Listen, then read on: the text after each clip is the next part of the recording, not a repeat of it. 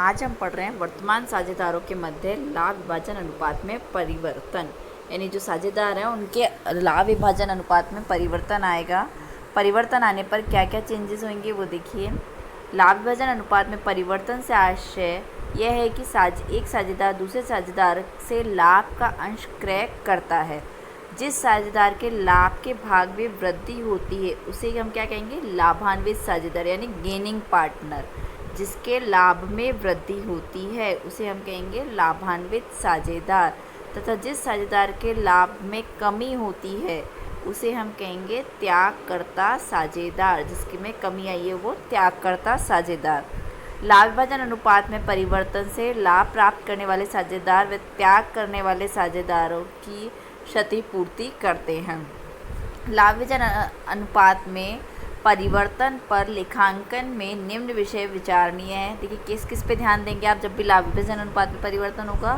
First देखेंगे ख्याति के अनुपात व फायदे के अनुपात में निर्धारण। फिर है ख्याति का लेखांकन, त्याग के अनुपात व फायदे का अनुपात का निर्धारण, यानी त्याग का अनुपात और फायदे का अनुपात देखना है आपको। फिर है ख्याति के लेखांकन का व्यवहार, संचरित तत्व अवितरित लाभ या हानि के लिए विभाजन का लेखांकन, संपत्ति व दायित्वों का पुनर्मूल्यांकन, पूंजी का समायोजन। ये पॉइंट्स आप सभी करते हुए आ रहे हैं। अब है त्याग अनुपात व फायदे के अनुपात का निर्धारण कैसे करेंगे। ये फॉर्मूला है त्याग अनुपात बराबर पुराना लाभ विभाजन माइनस नया लाभ विभाजन अनुपात। देखिए ये जो फॉर्मूला है ये 1 नंबर का क्वेश्चन बहुत बार आता है एग्ज़ाम में कि त्याग के अनुपात का सूत्र बताइए। तो त्याग के अनुपात का सूत्र है पुराना लाभ विभाजन माइनस नया लाभ विभाजन अनुपात। ये ध्यान दीजिएगा, हमेशा यहाँ पे 1 नंबर का क्वेश्चन आएगा। Sacrifice ratio equal to old profit ratio minus new profit ratio. फ़ायदे का अनुपात बराबर, ये हमने करा था त्याग का अनुपात, यहाँ करना है फ़ायदे का अनुपात। इसमें क्या है, नया लाभ विभाजन अनुपात माइनस पुराना लाभ विभाजन। ध्यान देना, नया लाभ विभाजन माइनस पुराना लाभ विभाजन। त्याग अनुपात में है पुराना लाभ विभाजन माइनस नया लाभ विभाजन, अंतर ध्यान दीजिएगा। और दोनों ही फॉर्मूले एग्ज़ाम में 1 नंबर के क्वेश्चन में आते हैं। कभी त्याग का अनुपात बताइए या फ़ायदे का अनुपात बताइए। तो अक्सर बच्चे को जो सूत्र है वो उल्टा लिख देते हैं, तो आप सूत्र को बहुत अच्छे से ध्यान देना है। त्याग अनुपात का और फ़ायदे के अनुपात का सूत्र आपको बहुत अच्छे से ध्यान रखना है। ख्याति का लेखांकन व्यवहार, गेनिंग पार्टनर्स कैपिटल या current account to sacrifice partners capital या करंट अकाउंट। दोनों में से एक ही होगा, पार्टनर्स कैपिटल होगा या करंट होगा, चालू खाता या पूंजी खाता। उदाहरण देखते हैं, ए व बी में 3-2 के अनुपात में लाभ विभाजन करते हैं। भविष्य में निर्णय लिया कि वो लाभ को बराबर बांटेंगे, बराबर यानी 1/2। ठीक है, दोनों का लाभ कितना होगा, 1/2 1/2। फर्म की ख्याति का मूल्यांकन 30,000 पर किया गया। ख्याति के व्यवहार की आवश्यक जनरल प्रविष्टि कीजिए। तो सबसे पहले हम करते हैं सूत्र। इसमें सूत्र में क्या करेंगे, त्याग और फायदे के अनुपात की गणना करना। तो old profit ratio minus new profit ratio. तो देखिए क्वेश्चन में ओल्ड प्रॉफिट रेशो कितना है, 3:2। तो ए का रेशो कितना हो गया, 3/5 माइनस, अब भविष्य में कितना बांटेंगे, बराबर बराबर, तो 3/5। और नया रेशो कितना है, 1/2। 3/5 माइनस 1/2, इसे सॉल्व किया तो ये आता है हमारा 1/10। क्लियर। अब है बी का कितना है, 2/5। बी को भी अब नेक्स्ट कितना मिलेगा, बराबर यानी 1/2। 2/5 माइनस 1/2। अब यहाँ ध्यान दीजिए ये क्या आ रहा है, माइनस में आ रहा है, यानी जो माइनस में है वो कौन है, फ़ायदा है, उसको फ़ायदे का अनुपात है। और जो 1/10 है वो त्याग कर रहा है। क्लियर हो गई ये बात। जब माइनस में आएगा वो फ़ायदा गेनिंग पार्टनर कहलाएगा ये, और जो त्याग कर रहा है वो सेक्रीफाइस पार्टनर कहलाएगा। अब यहाँ ध्यान देना है आपको, विद्यमान ख्याति का लेखांकन व्यवहार पुस्तकों में प्रदर्शित ख्याति को लाभ विभाजन अनुपात में परिवर्तन होने पर अपलिखित करना है। ये नेक्स्ट आ गया, all partners capital to goodwill, ये तो ओल्ड प्रॉफिट रेशो में हो जाएगी। आपको पहले ये देखना है फर्म की ख्याति का मूल्यांकन कितना है, 30,000। ठीक है, 30,000 है। 30,000 का अब आप क्या करेंगे, 30,000 इंटू 1/10, ये वाला त्याग। ठीक है, इसका जो त्याग कर रहा है उसको लेंगे, तो ये कितना आया, 3,000। एंट्री अभी आपको बताई थी मैंने, gaining partners capital to sacrifice partner capital. तो अब यहाँ देखिए गेन कौन कर रहा है, गेन कर रहा है ए।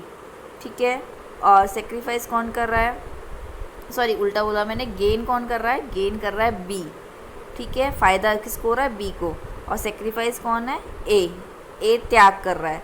तो gaining partners capital account, gaining कौन कर रहा है, बी, तो B capital account debit, sacrifice कौन कर रहा है, सेक्रीफाइस कर रहा है ए, तो ए का कैपिटल अकाउंट, ये हो गया 3000 से। क्लियर हो गया। आइए अब नया दूसरे एग्जाम्पल करते हैं। हाँ देखिए सेकेंड एग्जाम्पल है, ए और बी साझेदार हैं जो लाभ को 5/3 में बांटते हैं, भविष्य में लाभ विभाजन बराबर करेंगे, और फर्म की ख्याति का मूल्यांकन कितने पे किया गया, 48,000 पे। लेकिन इसमें पुस्तकों में ख्याति पहले से भी विद्यमान है, कितने की, 16,000 की।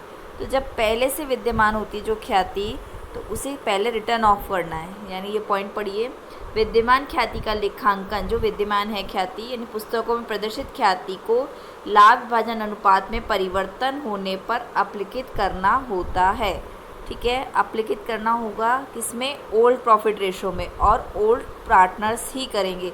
तो देखिए ओल्ड प्रॉफिट रेशो कितना है, 5:3।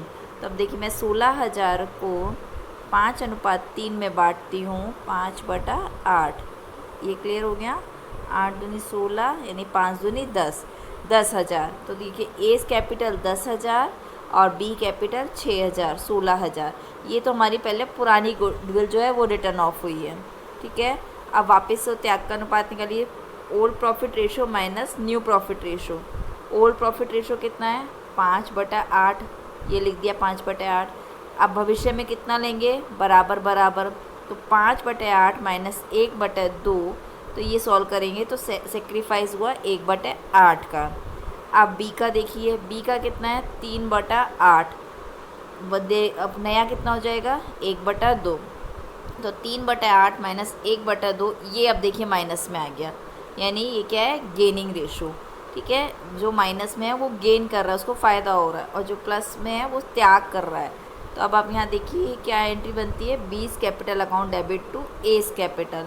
क्लियर। और कैसे 6,000 कैसे आएगा, यहाँ देखिए 48,000 है, 48,000 इंटू क्या करेंगे हम, कितना है रेशो, 1/8, तो 8 6 48, तो ये आ गया 6,000। क्लियर हो गया, ये यहाँ पर ये अमाउंट हो गया।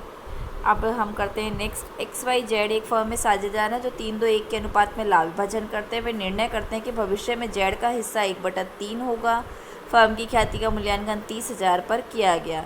इस परिवर्तन को लागू करने के लिए आवश्यक जनरल प्रविष्टि कीजिए। जनरल प्रविष्टि बनानी है, तो अब वापस से देखिए नया अनुपात निकालिए।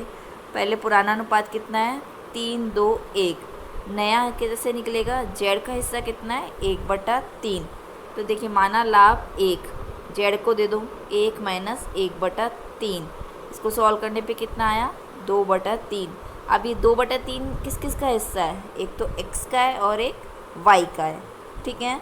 तो हम क्या करेंगे, 2/3 इंटू कितना था X का, पहले 3, ठीक है, 3/5, ये समझ में आ गया। देखिए यहाँ पे 2/3 इंटू 3/5 जब हमने किया तो इसको सॉल्व करने पर आया 6/15, ठीक है। इसी तरह से y का निकालिए, 2/3 इंटू वाई का कितना हिस्सा है, 2, तो 2/5 इंटू 4/15, 4/15 आया y का, ठीक है। अब नया अनुपात कैसे निकलेगा, 6/15, 4/15 और 1/3। अब देखिए हर समान नहीं है, हर समान करने के लिए हम एलसीएम लेंगे, एलसीएम लीजिए, इसको सॉल्व करेंगे तो हमारा अनुपात आता है 6:4:5। क्लियर। अब त्याग या फ़ायदे का अनुपात कैसे निकालेंगे, देखिए पुराना अनुपात कितना है, 3/6, 3/6, नया कितना आया AX का 6/15, ठीक है। तो 3/6 माइनस 6/15, इसको सॉल्व किया तो आया 3/30। इसी तरह से 2/6 माइनस 4/15, ठीक है, तो इसको सॉल्व करने पर कितना आता है, 2/30, ये 2/30। क्लियर।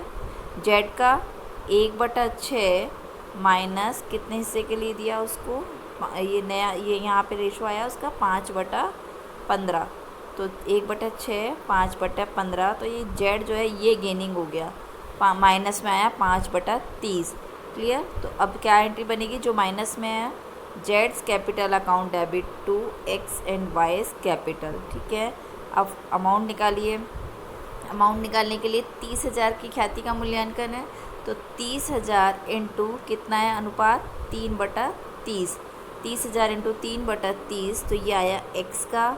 वाई का 30,000 इंटू 2/30, ये आया वाई का अमाउंट। और जेड की राशि आई 30,000 इंटू 5/30, यानी 5,000। तो एंट्री बनी जेड्स कैपिटल 5,000, जो माइनस में है उसे डेबिट करना है। 2x एंड y दोनों ही प्लस में आया, देखो दोनों ही सेक्रीफाइस है, तो x कैपिटल वाइज कैपिटल 3,000 और 2,000। क्लियर हुआ ये क्वेश्चन। इस नेक्स्ट पॉइंट देखिए, संचित व अविदित लाभ हानि का व्यवहार कैसे करना है। यदि साझेदारों के पुनर्गठन के समय फर्म के पास संचय व अविदित लाभ हानि हो तो उसे दो तरह से समायोजित किया जाता है। दोनों तरीके के हैं, एक तो लाभ हानि को समाप्त कर दिया जाए और एक लाभ हानि को समाप्त ना किया जाए। ये क्वेश्चन में कंडीशन होगी कि समाप्त कर दिया या समाप्त नहीं किया।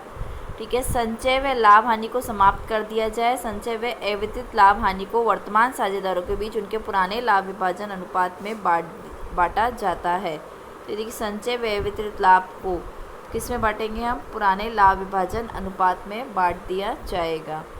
फर्स्ट है संचय व अविदित लाभों के लिए कौन कौन से होते हैं इसमें, general reserve, P&L, workman compensation reserve, investment fluctuation reserve. इन वर्कमैन कंपनसेशन रिजर्व आपको बताया था, रिजर्व दिया हुआ होता है और नीचे जो दायित्व आएंगे, जो भी इन्फॉर्मेशन आएगी, उसको घटाने के बाद जो बचेगा उसे बांटेंगे। इसी तरह से इन्वेस्टमेंट में होगा, विनियोग के बाजार के मूल्य में जो कमी आ जाएगी उसे घटाने के बाद जो बचेगा उसे हम बांटेंगे। जैसे इन्वेस्टमेंट का मूल्य बैलेंस शीट में दे रखा है 25,000, ठीक है, और नीचे इन्फॉर्मेशन में दे रखा है 20,000।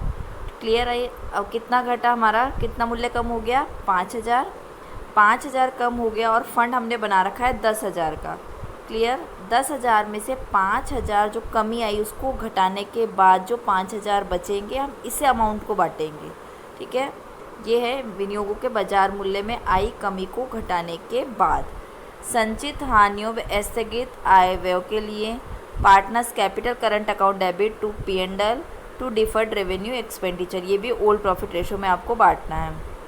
संचित व लाभ में हानि को बंद ना किया जाए। यदि बंद नहीं किया तो क्या करेंगे, संचित लाभ में हानि के लिए, यानी वही gaining partners capital to sacrifice partners capital, जो अभी आपने ऊपर वाले क्वेश्चंस में एग्जांपल्स में निकाला था, तो gaining partners capital to sacrifice partners capital.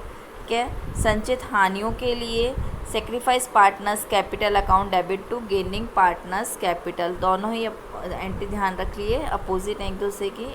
लाभ के लिए गेनिंग पार्टनर कैपिटल को डेबिट करते हैं और हानियों में सेक्रीफाइस पार्टनर्स कैपिटल को डेबिट किया जाता है।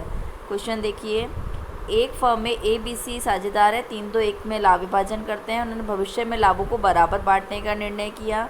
इस स्थिति में लाभ हानि खाते में 60,000 रुपये का क्रेडिट शेष है। देखिए, P&L तो कितना है 60,000 और रिजर्व कितना है 90,000। क्लियर। यानी 60,000 और 90,000 को हम बांट देंगे कब, जब हम उससे कहा गया है कि इस खातों को उनको बंद करने का निर्णय ले लिया गया है। अब बंद करने का निर्णय लिया तो P&L account debit, general reserve account debit, आपने ऊपर पढ़ा था अभी, ये री एंट्री यहाँ देखिए, सभी को जो जो क्वेश्चन में दिया हुआ उन सबको हम डेबिट करेंगे। तो P&L account debit, general reserve account debit. ठीक है। इसके बाद हमें किस में बांटना है, ओल्ड प्रॉफिट रेशो में। 6 और 3 90,000, 90,000 इसको हमने बांटा 3 बटा, तो ये देखिए आया 45,000। ठीक है। ये हमने यहाँ लिख दिया 45,000।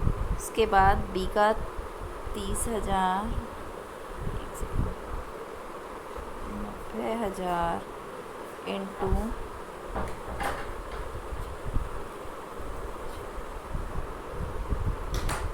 ये होता है 30,000। क्लियर। अब फर्म को लाभ हानि खाते में संचय को बंद नहीं करना चाहती, इसकी एंट्री करने के लिए आप वापस त्याग और फायदे का अनुपात निकालिए। जो गेनिंग है ये C is capital gaining, C is capital account debit to A is capital entry होगी, और बी का ज़ीरो आया है इसलिए ये ना डेबिट ना क्रेडिट, निल रहेगा। क्लियर? ये क्वेश्चन कंप्लीट होता है। Thank you.